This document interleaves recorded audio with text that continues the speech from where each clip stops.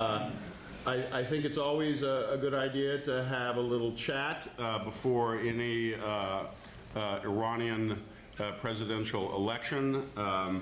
I don't think this one will be as exciting as some in the past, but you never know. Iran, as we all know, is unpredictable.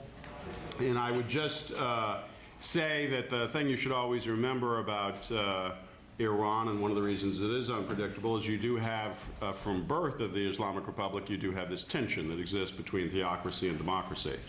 And as we all should know, even though Iran's elections have never been free, and in many ways they have been stage managed, simply the process of having elections has, I would argue, built up a fairly vibrant democratic culture that obviously has wanted more than just the elections would provide.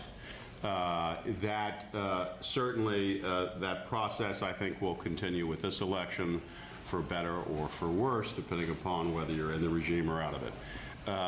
So with that note, I'm going to turn this over to Ambassador Limbert.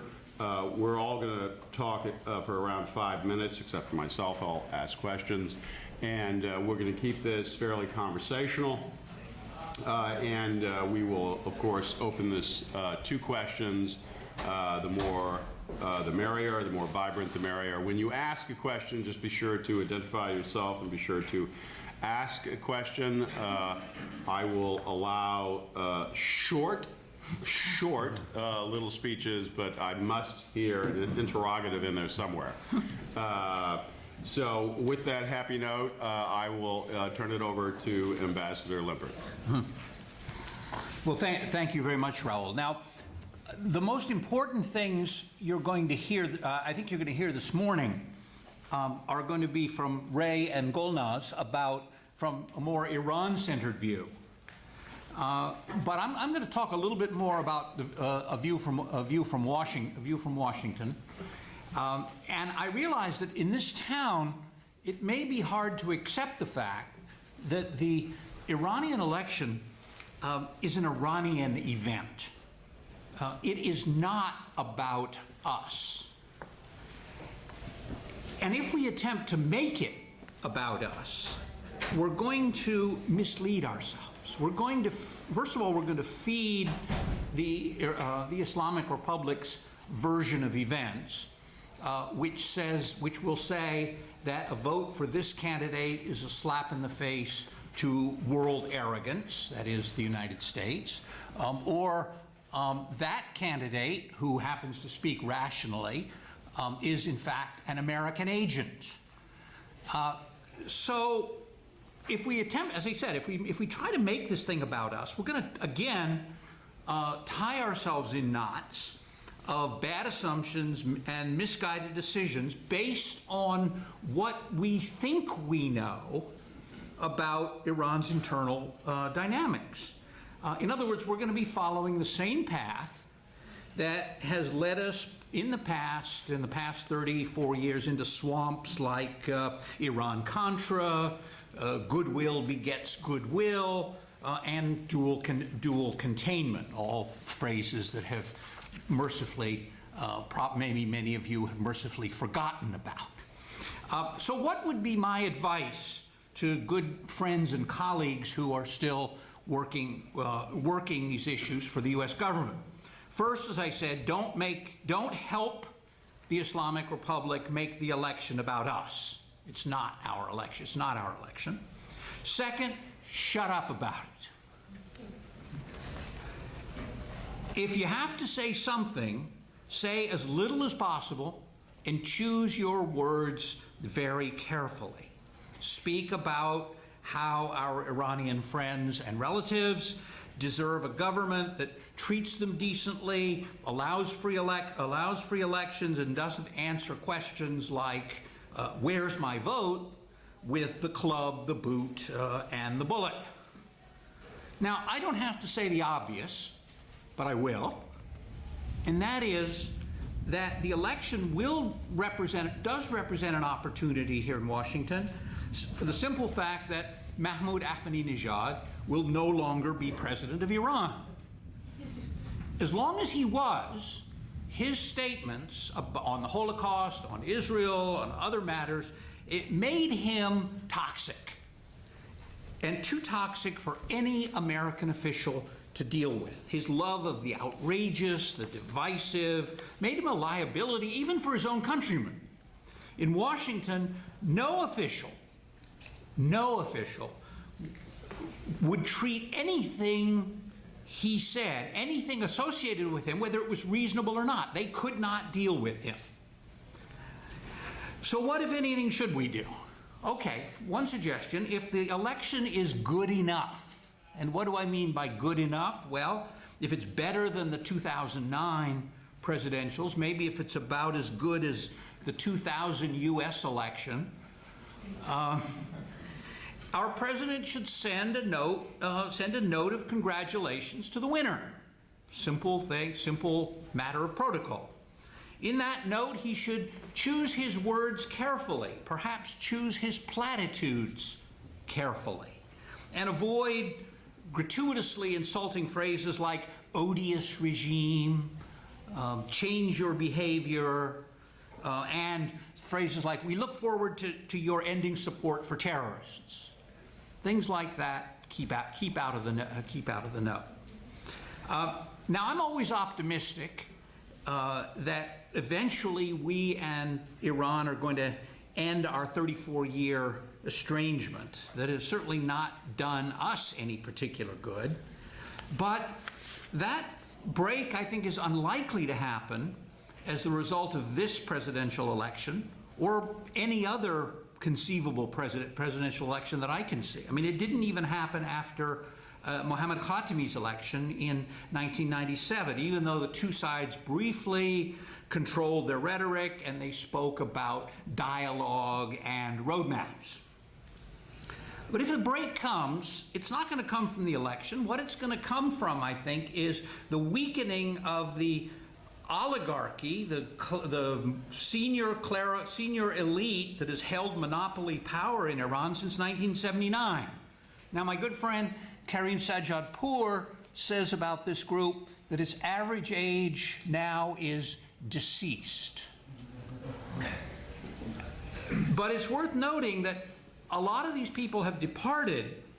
Some are still there, although one of them, particular Ali Akbar Hashemi Rafsanjani, has taken on the role of outsider, very unlike a surprising turn of events.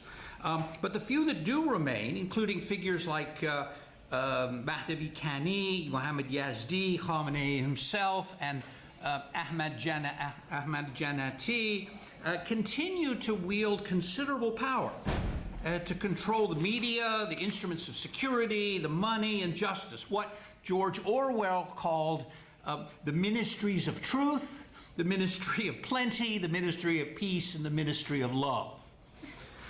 So far, they've shown very little inclination to change either the foreign or domestic policies that kept them in their palaces for 34 years. So real change is not going to come when one figurehead replaces another. Because, of course, as we know, the real power in the Islamic Republic does not reside with the presidency. It resides elsewhere. It will come when the oligarchs who have, with the help of their private goon squads, held power for 34 years, finally lose their grip. Thank you. I didn't introduce Ambassador Limbert. I don't believe in introductions actually in such settings. I think you can read your little sheets that were passed out, and John he deserves a long introduction, but I don't think he needs one. I'm going to hold off a few questions that I might have for Ambassador Limbert, and I'm going to go to Ray from the Council of Foreign Relations, who is always insightful. With that billing, let me see if this is on. I'll just say a few things that may be familiar to Reuel, because we did this yesterday, but I'll try to jazz it up with some different phraseologies. I have written this, so I might as well defend it in person. I view actually this election, and I know some disagree with this, as the most important election that Islamic Republic has had since 1989. 1989 being the time when you had series of succession, the office of presidency became stronger with absorption of the prime minister's office in it, and the passing of the supreme leader at that time, Imam Khomeini. I think, in my view, that Ali Khamenei looks at the office of presidency, as he always has, with particular care this time around, because the next Iranian president, one way or the other, will be in the office for 8 years, 2 terms. Iranian presidents have always been in office 2 terms. No Iranian president has been less than that, one way or the other. And during these 8 years, Islamic Republic may very well go through a series of succession for the institutions that John mentioned. Mr. Jannati is 86 years old, and he objected to Rafsanjani running for presidency on account of age. Rafsanjani is 79. So there's a paradox in there someplace. Mehdavi Kani, he's not dead yet, but he sure looks it. I'm not dead yet. But, you know, he's sort of exhuming for various official ceremonies. And even the Supreme Leader, Ali Khamenei. So the next 8 years is going to be years of potential succession in important institutions of the Islamic Republic. And at the time when those institutions are undergoing their succession, the office that the state is going to be anchored on is going to be the office of the presidency.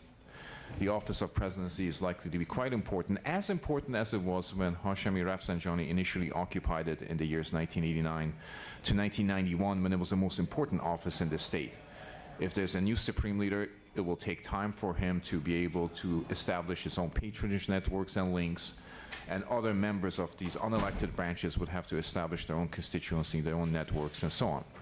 So who becomes the president of the Islamic Republic is particularly critical to the leadership at this point.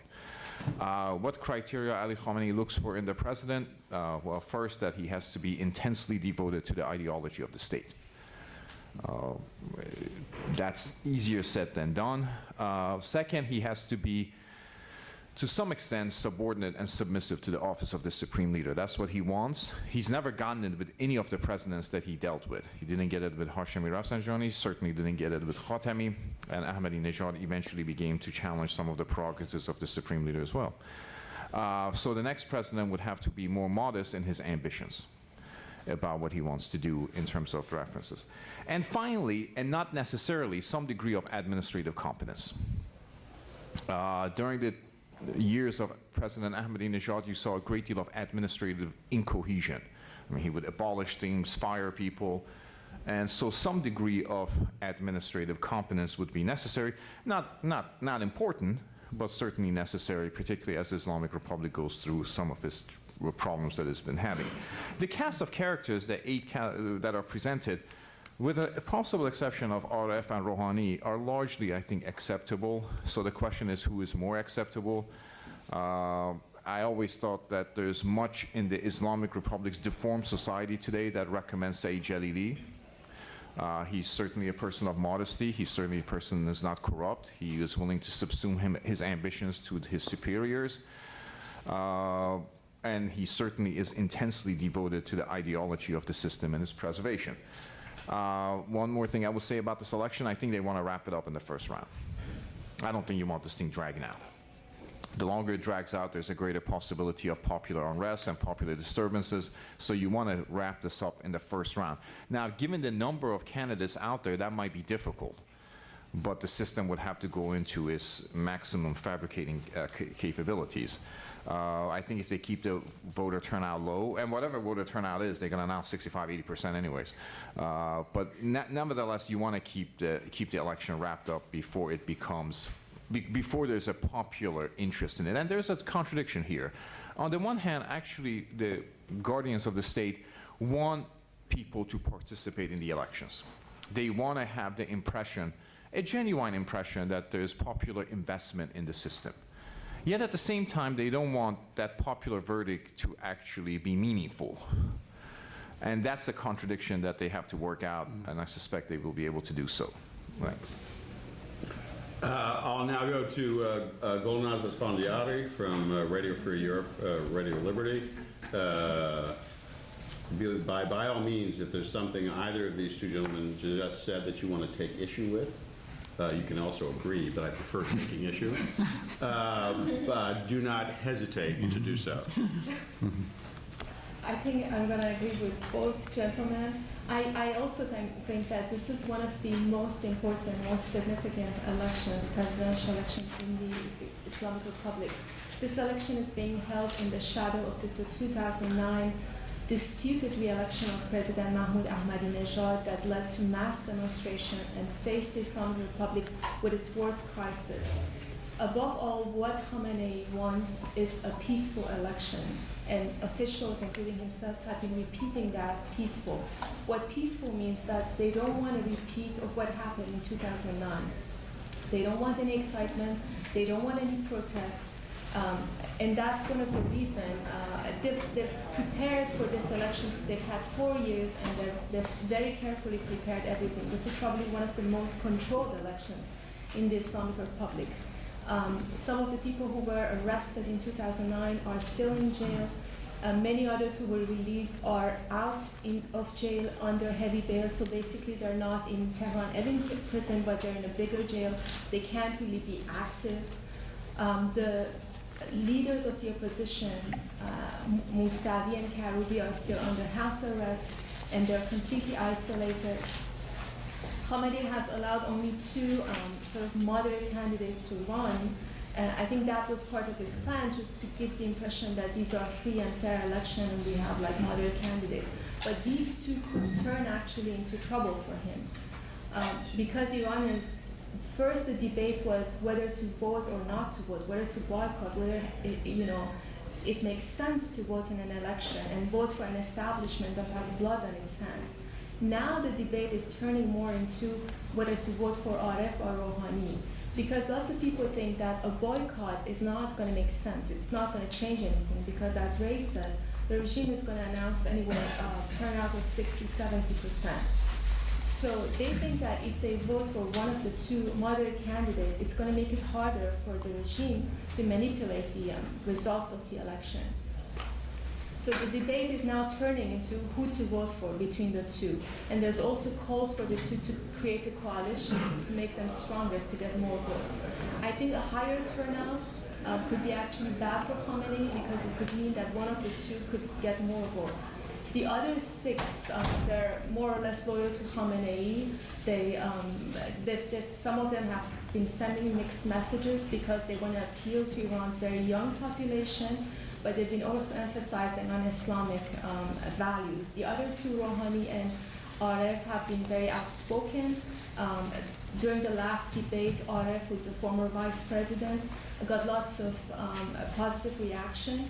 The problem with Aref is that he's not very charismatic. Rouhani is more charismatic, is more articulate.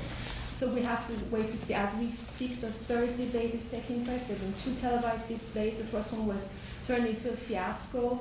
And I think that's what the regime wanted. They didn't allow the two candidates to have debates because the last debates created lots of excitement, and they basically don't want that. But as we're speaking, there's the last debate, and it's focused on foreign and domestic policies, and there are clashes, especially between Jalili, who's the most hardline of the eight, and Rouhani and Aref. All right, I've got one internal question, and then I'll have one external question. I mean, on the internal question, so you actually think you could conceivably see a higher turnout than people anticipate? Yeah, I was surprised myself. After what happened in 2009, basically the facet of democracy fell, for many people. But now when you speak to people, first they were like, we don't know if we're going to vote, it doesn't make sense, and we don't want to give legitimacy to this establishment. But sitting in that country, I mean, the choice is between bad and worse. But a bad candidate can in some way improve things for Iranians who live under very difficult conditions. They saw that in 2005, lots of people did not vote because they didn't want to vote for Esfandiari in the second round. So Ahmadinejad got elected. What happened? The very limited social freedom that they had, they didn't even have that. The cultural situation got worse. Everything got worse. The tensions increased with the West. And now Iranians have to live under sanctions. The economy is very bad. The unemployment is getting worse and worse, and the inflation is skyrocketing. So yes, for Iranians, the supreme leader has the main power, but a president can improve things to a certain extent. So for Iranians, it matters. You would agree with that, right? Wouldn't you?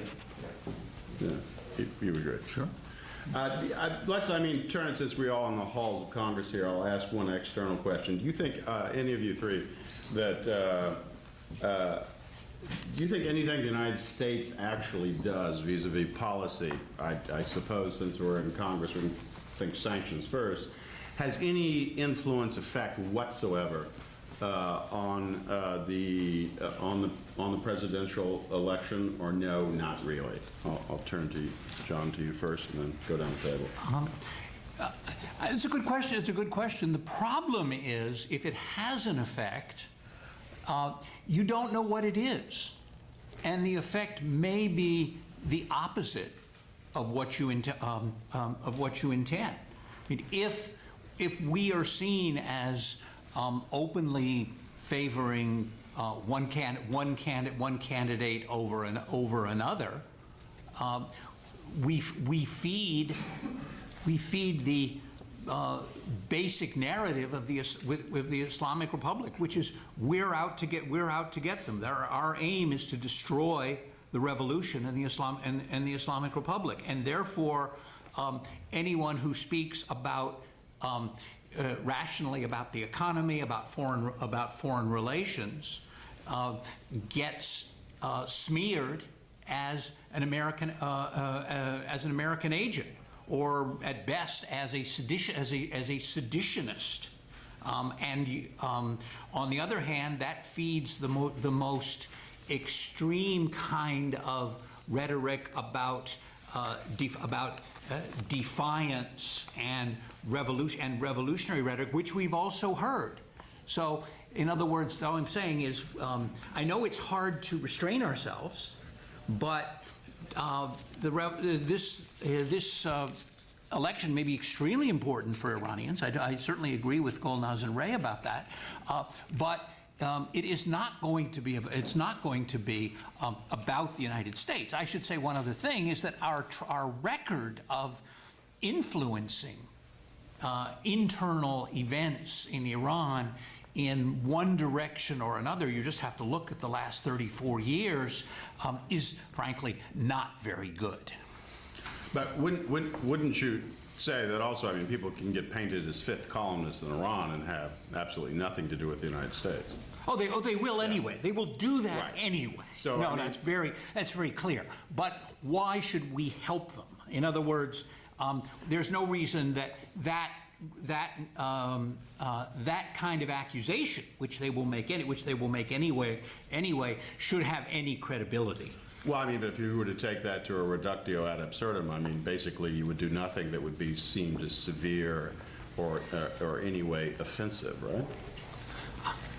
Whatever you do is going to be offensive. That's why I say whatever you say as little as possible. But if whatever you do say it carefully. You want to respond to that? Do you agree, disagree with anything that John has said? I guess I somewhat disagree with John on this one. I don't understand the Latin phrase that Reuel used, so I'll skip over that. Pardon? Because I went to public schools. I'm not quite sure why the President of the United States, as a representative of a leading global democracy, should not say anything about perversion of democracy that is taking place.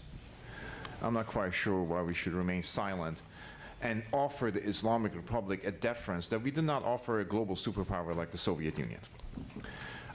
There is nothing we can do or say to stop Ali Khamenei from thinking that Americans are part of a seditionist force to overthrow Islamic Republic of Iran.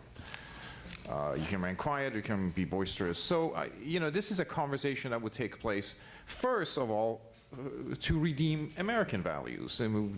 What is happening in the Islamic Republic's electoral cycle is a perversion of democratic processes that the Islamic Republic proclaims to uphold. That's just the obvious point. Second of all, I think it'll be a conversation with the Iranian people as opposed to the regime itself, and try to placate its sensibilities. Finally, the admonishment for rhetorical restraint is never practiced on the other side. If you look at the Iranian press, the things that they say about the United States go beyond obnoxious. 9/11 conspiracy theories, the notion that Sandy Hook Elementary School, the assassination of the kids, was actually done by Israeli commandos to be covered up by the Americans. I mean, that's heavy stuff. And so a regime that professes such rhetoric should not be given immunity of lack of criticism. That's what I will say. I don't want to, tell the U.S. what it should do, what it should not. Just the journalists outside not commenting. Oh, that's no fun.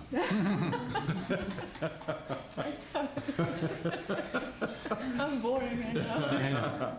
Well, I'm gonna turn it over to questions from the audience, and by all means, just be sure your questions are polite. Otherwise, they can go from A to Z. Any questions out there? Not who won? Nobody? Ah, there we go. First of all, thank you very much for hosting this panel. It's been very interesting and insightful. I have a question kind of following up on your question about how people are going to be targeted as being pawns to the U.S. or pawns to the West. And I'm sure part of the reason that we've seen some of the candidates come out, it's a question about the nuclear program. So we've seen some candidates come out saying that they're going to continue the program, that they're not going to bow to U.S. or Western pressure. And I'm sure part of that is belief, but also part of that is not wanting to give off this impression that they are just pawns of the U.S. or the West, and that they're going to just end the program. Do you think that some of the candidates will actually reconsider the nuclear program when they're into power? Can I very briefly? No, no way. They're all. They can't even be candidates if they say that we're gonna stop our nuclear program. But the difference is in the approach. You have Jalili, the very hardline, who's calling for resistance, who says sanctions are an opportunity. You have the other candidates, such as former nuclear negotiator Rouhani, who says, during my time, we managed to progress in our nuclear program, but we didn't create so much tensions with the West. So some of them can be more flexible. It's going to be easier to deal with them, even though Khamenei decides. But the president is the face of the country. If you don't have someone as provocative as Ahmadinejad, it's going to be easier to deal with that person and his team.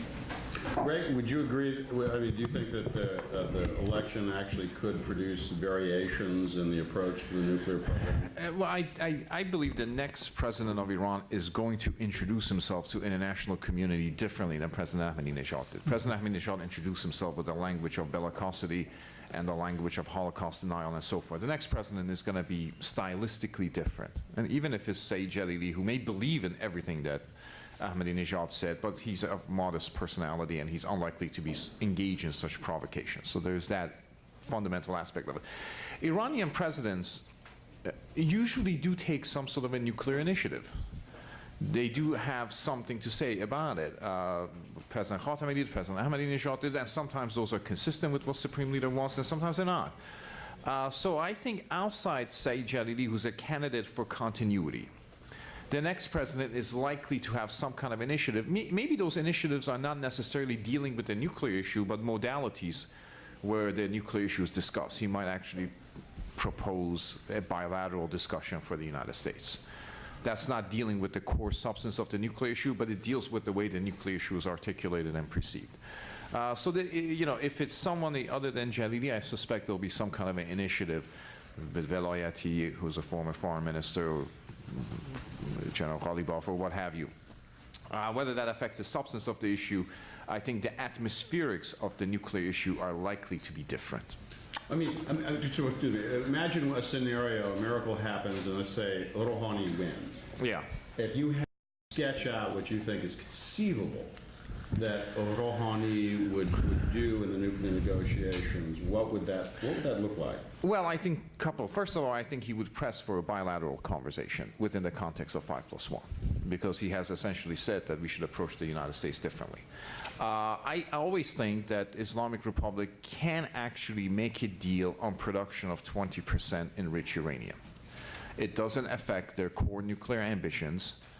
Somehow, Americans and Israelis think that's really an important thing, so you can give them some of that. It doesn't affect the trajectory of nuclear weapons aspirations, but Rouhani, who's a critic of the current incumbent government's nuclear strategy, proposes a bilateral discussion. Within the context of that bilateral discussion, makes some sort of an offer on 20%. I think that will prolong the diplomacy for the next several years. I certainly agree with Ray about the difference in atmospherics. I mean, with Ahmadinejad, it didn't matter what he proposed. He could have proposed immediate nuclear disarmament, and Washington, no one in Washington would have listened to him. He was that poisonous because of his rhetoric. But again, are there going to be an immediate visible changes? It's hard to see it, simply because the nuclear issue has become, and frankly for Iran, but for us as well, I think, has simply become too essential and too central. And it's now it's tied up with matters of pride, matters of national status, matters of sovereignty. And it's difficult to see much, where a new president, who again is not the most important decision maker within the system, could change that essential reality. You don't think if it weren't tied up for issues of national pride, are you suggesting that Khamenei could conceivably concede a nuclear weapon? He'd stop the program. Well, they say they're not pursuing a nuclear weapon. That's consistent, and everybody says that.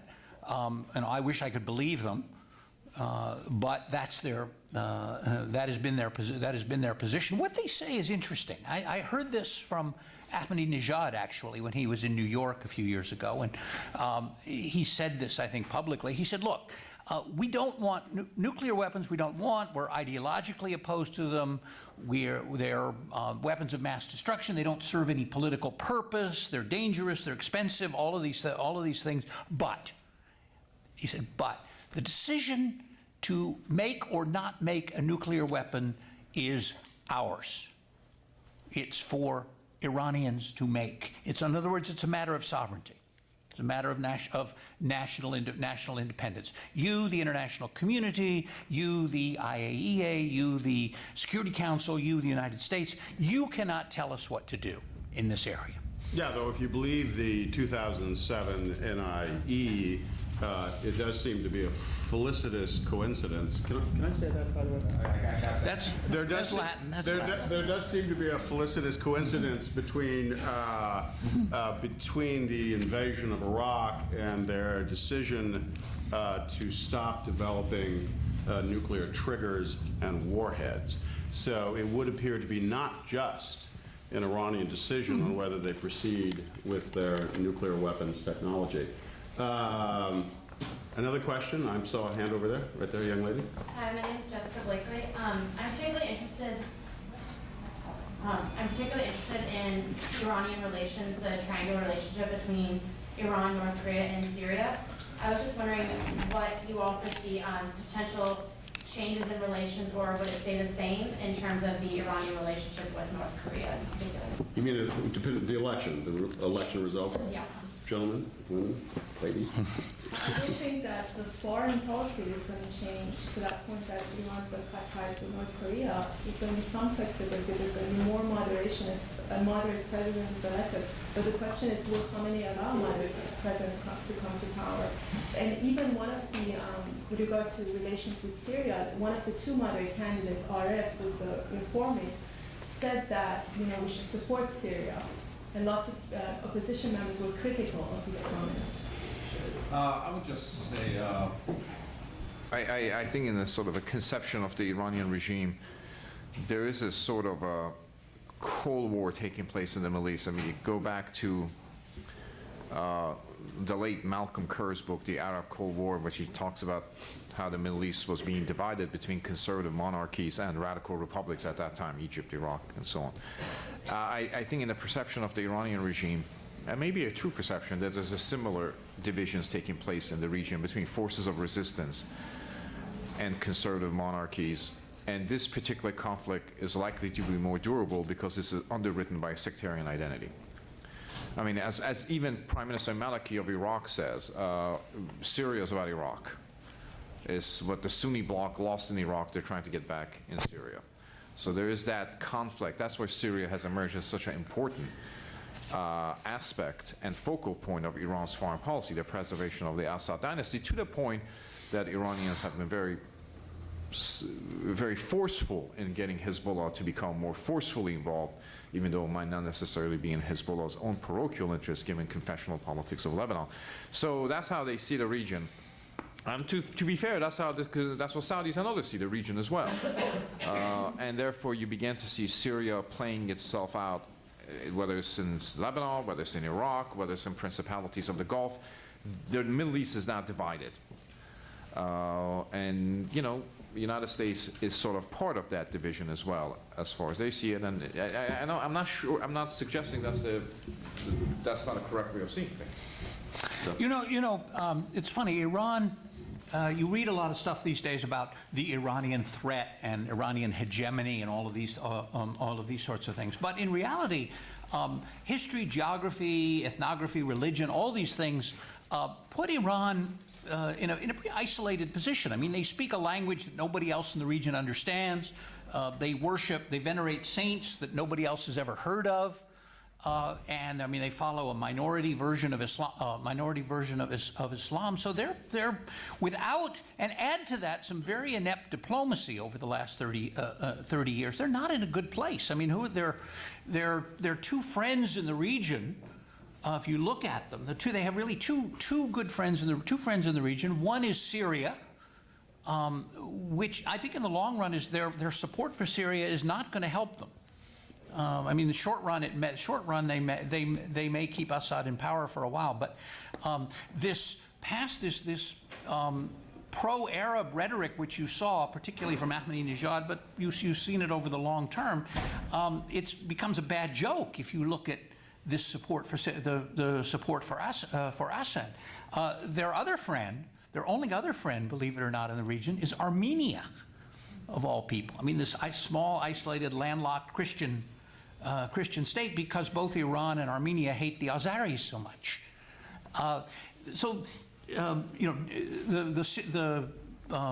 The formula with Syria has not done them any good. And although they've made this decision, I think in the over time, it's going to put them in a very bad place and increase their isolation within the region. I was wondering if, first of all, thank you all, and I was wondering if you could comment on the timely U.S. policy of lifting sanctions on the sale of various communication technologies like laptops and smartphones, and what do you think the administration is hoping to achieve with this policy in regards to the election? Gentlemen. I think I agree with John that I'm not sure there's a whole lot the United States can actually do at this point. But one of the complaints of the Iranian opposition has been the absence of communication devices where the state tries to control the message. All totalitarian states want their population to be atomized, not having connections with one another, which is very difficult to do in the age of social media. So I think those things probably help on the margins, but I suspect John is right on this particular issue. I don't think the lifting of the sanctions on technology is going to have an immediate impact. In the long run, maybe, but the problem is that there are still financial sanctions in place. So yes, the sale of technology is allowed to Iran, but would companies take that opportunity and sell iPhones and other tools to Iranians. The other thing is that these tools are already available in Iran, so it's not such a big deal.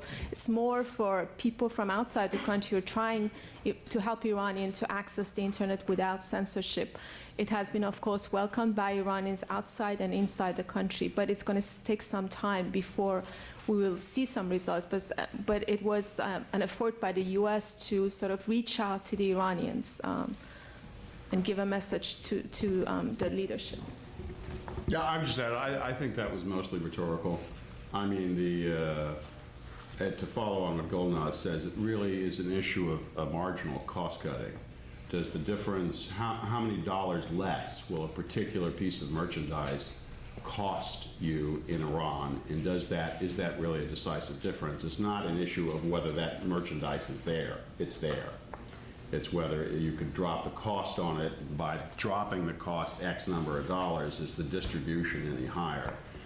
I have no bloody idea, but I suspect that it's not decisive, and that it's one of those rhetorical feel-good things we do.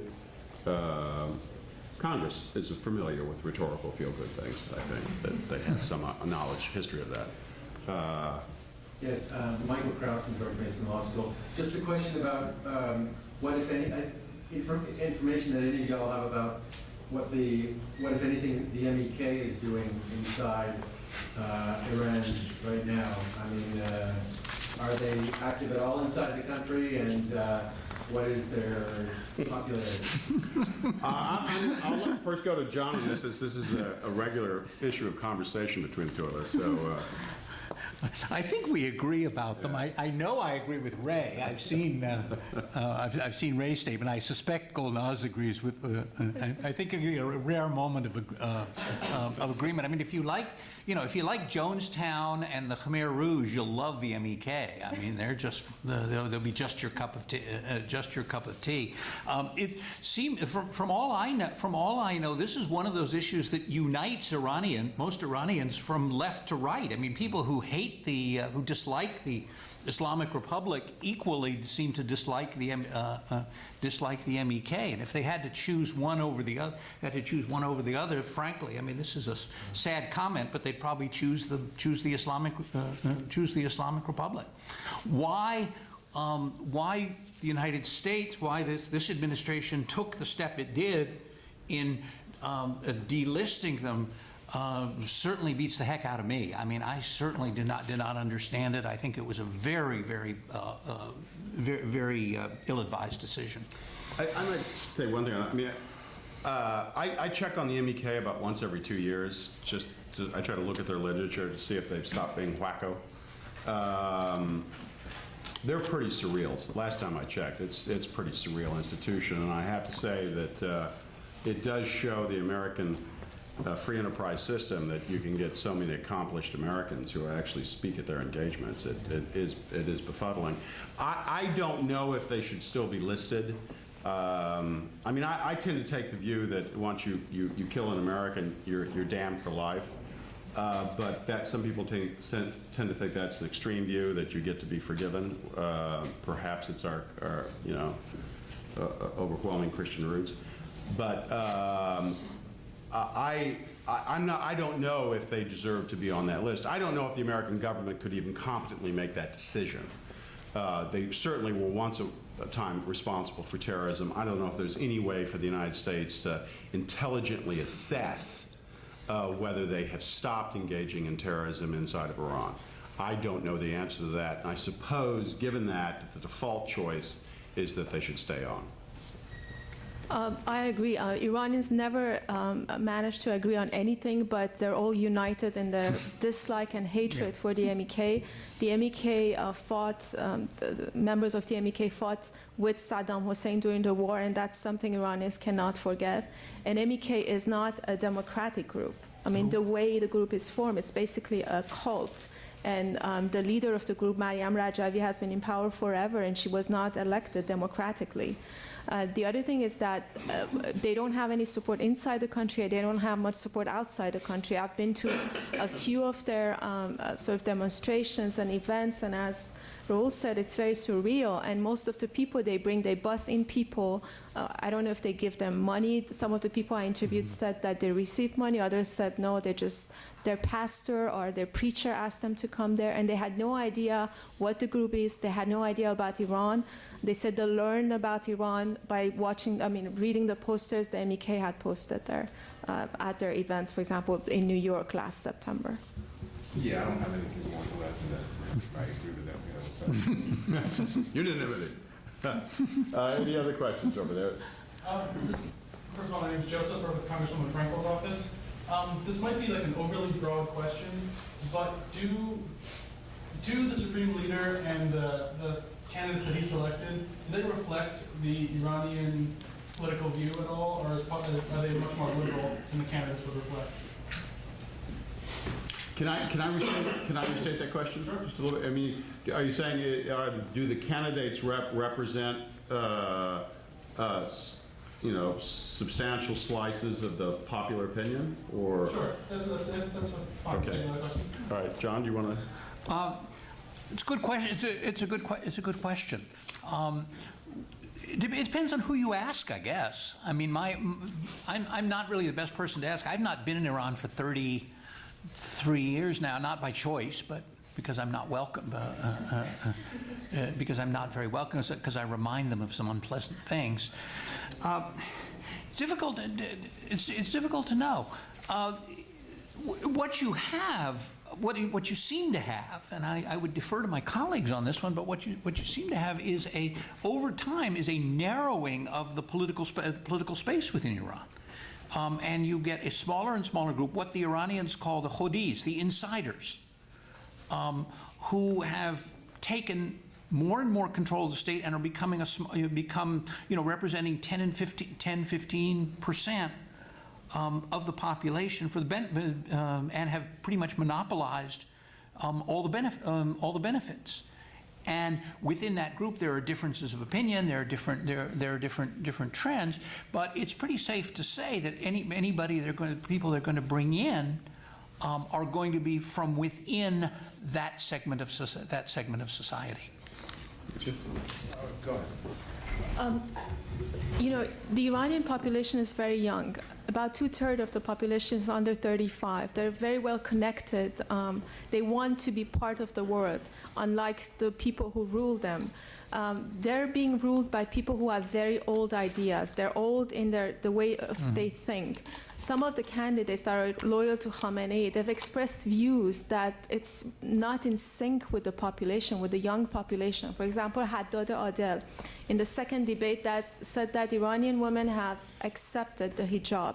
That's not the case. If it was the case, why do they have to use, after 34 years after the revolution, they still have to use force to force women to wear the hijab? Because people don't want. Iranians are not different from Americans. Iranians want to be happy. They want to have a normal life. They don't want to be ruled by Islamic values. They want to be connected. They want to be able to travel. And those people, the views they have, basically there's a very huge gap between their views and what a big segment of the population wants. Yeah, I think that's all correct. You go back to some of the elections that Islamic, 1997, for instance, you can make a case that the choice of candidates did reflect, the population had a reasonable choices in front of it within the circumscribed political system. I'm not sure, I think John is right. The system has just significantly narrowed itself to the point that the gap between state and society, I don't think has ever been wider.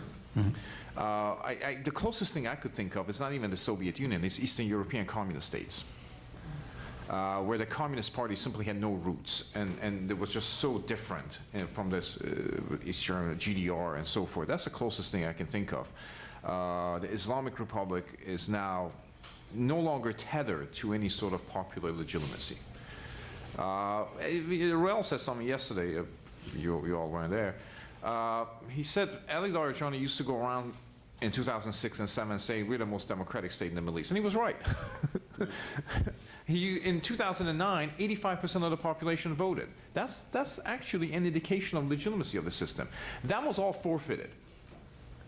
And I think legitimacy is a funny thing. When you forfeit it, it's very difficult to get it back. for the demographic reasons that were suggested, for the political philosophy that the leadership has, which is so adverse and alien to the population. So, as I said, to me, Iran looks like GDR, with a kind of an all-embracive security services and a regime that sort of relies on neither persuasion and nor patronage. It's just, how viable the security services are and how committed its narrow cadre remain. To me, that's an unsustainable system, by the way. I might make this, a good friend of mine, Bernard Hourcade, who used to run the Iran program at CNRS in Paris, which is their major research institution, intuitively made a guess, and I think his guess was correct, that in 1997, Mohammad Khatami probably won a majority of the votes from the Revolutionary Guard Corps. That should tell you that in 1997 there was a distribution of opinion that was much greater than what people thought. I have no idea, and I think neither does Bernard now because they won't let him go back in, what the real calibrations are within the 100,000 plus men of the Guard Corps. But it should just give you some idea, I think, that things are not necessarily as they appear. I have a question about international diplomacy. I mean, especially for the last 2-3 years, we have been witnessing a lot of perspective about the dual track approach with Iran. I mean, we are very much putting emphasis on the sanctions leg, but the other leg is very much being kind of handicapped. So, my question is, what can we learn about it on the neutral? And the second question is, what kind of a reaction do you have in the Iranian public opinion against sanctions? Can I rephrase your question? The first question is what should be done about sanctions in the future? What should be done about international diplomacy, not just sanctions? Oh, what should be done? Sanctions and incentives. So what should be done about diplomacy? Mm-hmm. And then the second question is what is the public reaction in Iran against this sanctions? Okay, I think we sort of touched the second one earlier, but we'll go back to it. Let's go with the first one. John, since you're the former diplomat. Former diplomat. Anytime anyone calls me a diplomat, my wife just laughs. She thinks it's the funniest thing she's ever heard. She thinks that's the funniest thing she's ever heard. Sanctions. I think behind your question, I gather, was something, a reference to something we like to call the two-track policy. A train doesn't run on two tracks. I know we call it two tracks. There was an interview recently by a senior State Department official who said, well, our policy is two tracks. It's negotiations first and then sanctions. Well, with all due respect, sanctions since 2009, since late 2009, when we started in that direction, when we started working on the UN Resolution 1929, has become the only policy. It is not true. There are no two tracks. Sanctions took all the air out of the room, and negotiate. And the reason I think is very simple. And this is me talking. This is personal. This is based on what I saw. Sanctions is something that we knew how to do. They weren't easy. It wasn't easy to get Resolution 1929, but we knew how to do it. We could talk with the Russians, we could talk with the Chinese, we could talk with the EU, we could talk with people in the UN, and so forth. So we knew how to do it. It was familiar. What we did not know how to do was the other piece, which meant some kind of engagement, looking at a different relationship with Iran aimed at avoiding an armed conflict. Essentially, that's what we were looking at. That we didn't know. But sanctions, we've been doing that for 34 years. And we knew how to do it. And as I said, the sanctions, unfortunately, took the air out of the room. Meetings that I attended within the State Department about Iran were 95% sanctions, and that was on a good day. What was never talked about was Iran. Iran was never part of the conversation. Because if you talked about sanctions, you talked about, well, what are the Russians doing? What is the EU doing? What is the UN doing? And all of these things. And so it was easier because you never had to worry about Iran. Reuel. Can I just thank you for asking about Iranian people, because I find it very disturbing in this city that nobody talks about. There's 70 million people living in that country, and they're never mentioned. We talk about attacking Iran. People might be killed, but we don't care. We impose sanctions. The U.S. imposed sanctions on Iran. People are being hurt, but no one cares. No one talks about that side of the story, and it's very important. Iranians, first of all, blame their own regime for the sanctions, for the situation they're facing. But I hear increasingly voices that are also being critical of the U.S. of the Western countries, because they say, okay, we don't like this regime, but why is the international community punishing us? Why? Why is the reason? We don't understand. I give you an example. Just last week, I spoke to one of my contacts in Tehran, young woman from the middle class. She said her only joy was that she works hard, and every year she would take a vacation with her family to go somewhere, by the sea and do things she can't do openly in Iran. Just have some freedom, social freedom, which she doesn't have inside the country. Now she said because of the sanctions and the rising prices, this year she cannot go out of the country. She cannot leave the country. She was, of course, angry at the Iranian regime, but she said, this is why is the U.S. doing this to us? And I think the U.S. has to be careful not to lose the Iranian population. Iranians are the most pro-U.S. people in that region. I'll just say a few things. The way the United States approaches adversarial countries in terms of its diplomacy, it usually likes to have a coercive complement. That's just part of the I'm sorry, like what, Ray? A coercive complement to it. And I think there's a lot of discussion about sanctions. There's one thing that we're missing. I don't have a superior alternative to sanctions, but there is an ethical price that the United States does pay. I mean, we are hurting many in order to change the minds of few. That's essentially, sanctions do have a collective, they're a blunt instrument with collective punishment. As I said, I don't have a superior alternative because every American policymakers would want to have quote-unquote leverage. I mean, John, you must have heard that word a lot, leverage. And they view economic sanctions and economic penalties as providing them an indispensable diplomatic leverage. It's a leverage that comes with an ethical price. At the very least, I think we can talk about sanctions a little differently. I mean, it is a conceit of American policymakers to go out there and say, as a result of our policy, Iran's inflation rate has skyrocketed. Another way of saying it, if you're a father of 5 and you're barely making a living and your purchasing power has declined, that's because of American policy. Now it's Miller time, So at the very least, we should talk about sanctions differently.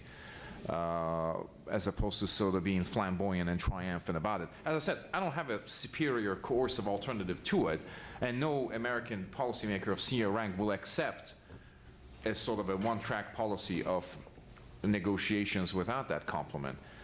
But it is a complement with some ethical quandaries.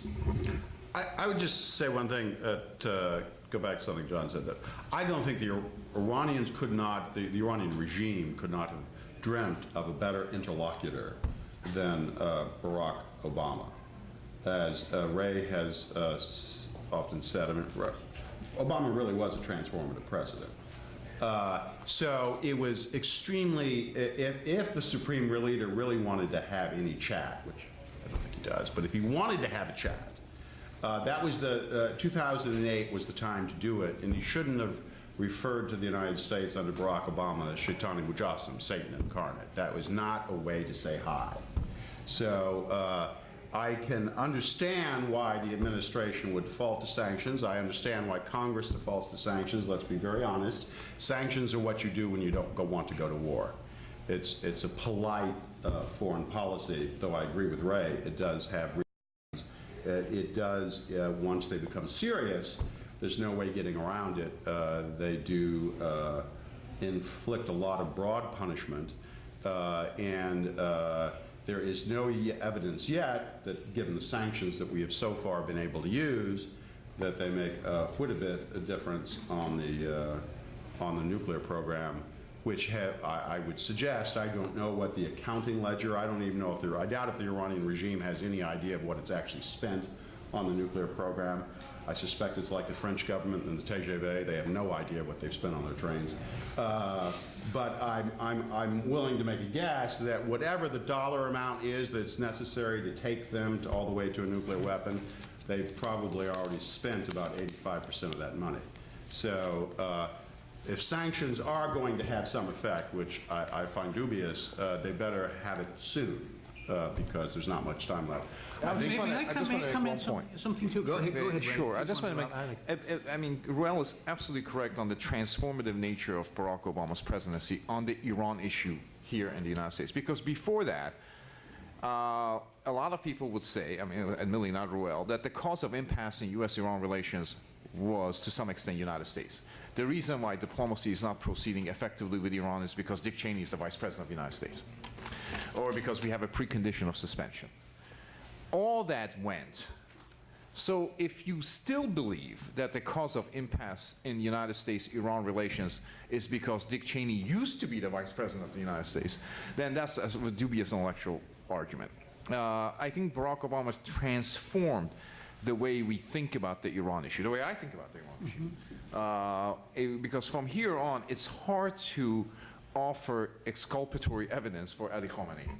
It's just a very hard thing to do. Not that it's not done, but it's hard to do. It seems to me that for the oligarchs in Tehran, Barack Obama, particularly in 2009, was their worst nightmare.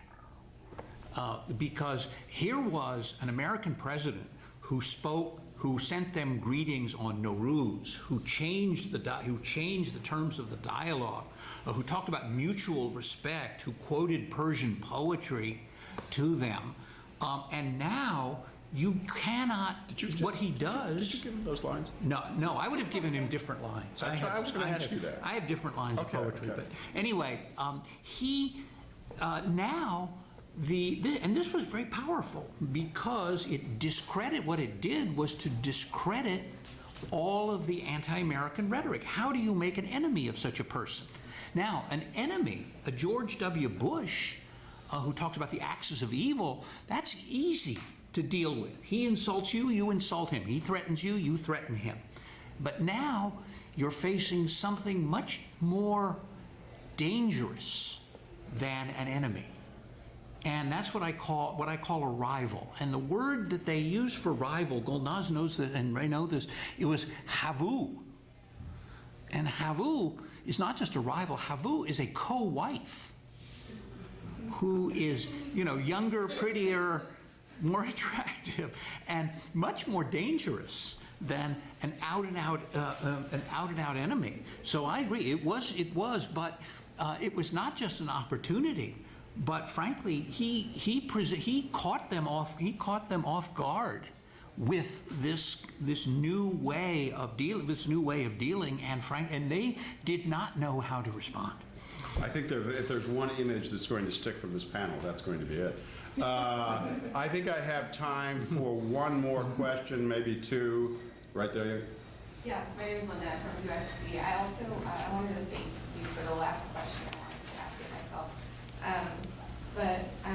My question now is, it seems to me that most Iranians do support the right of their country to at least have a nuclear program anyway. So what do they hope that a president can do for them, or if any change may occur after the election? What do they hope may happen to alleviate all the stresses of these sanctions that are like borderline, like destroying their country? The notion of it is the policy of the United States. It was policy actually during the Bush administration that Iran has a right to a civilian nuclear program. The question at hand is, what technological attributes would that civilian nuclear program have? And the dispute is over it used to be over enrichment, whether Iran should have it. It's not even that anymore. It's how much enrichment and under what conditions and so forth. And that's the basis of negotiations. The reason why there's an impasse is not because the United States and the 5+1 don't think Iran should have a civilian nuclear program. It's not because they don't think even that they should have an enrichment capability under some degree of regulation. Is because the kind of nuclear program that Iranians want is at the very least a precursor to a weapons program. And the kind of nuclear program that the Western powers want them to have is a one that has a latent nuclear weapons capability, and that's the dispute. Just one thing. I don't think all Iranians support the nuclear program.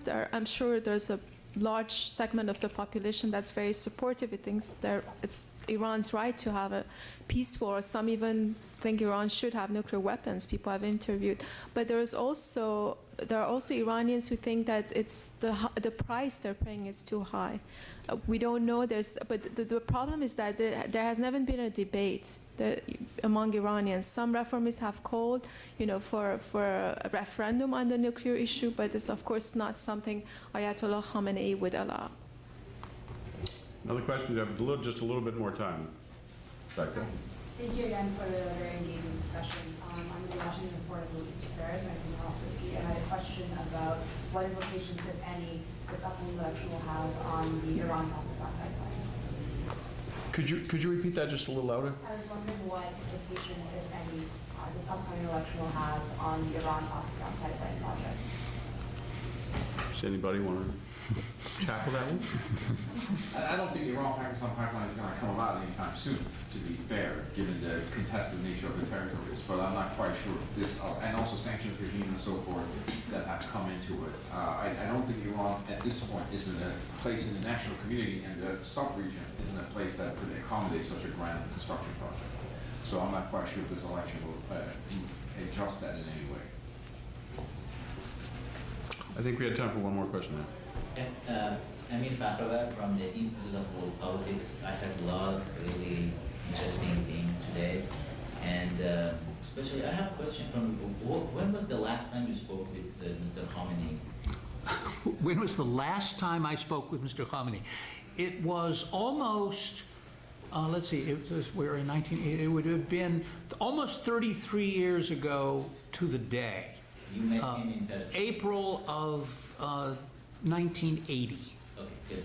And at that time, he was not still dictator, I guess, because he didn't have time. He was Question, don't forget the question here. The question is, Khamenei is not the same person you met.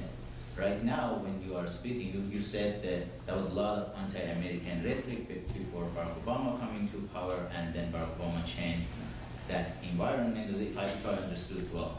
And then Barack Obama started to write several letters. I don't know how many, maybe you know better. Behind the scene, there was all those letters.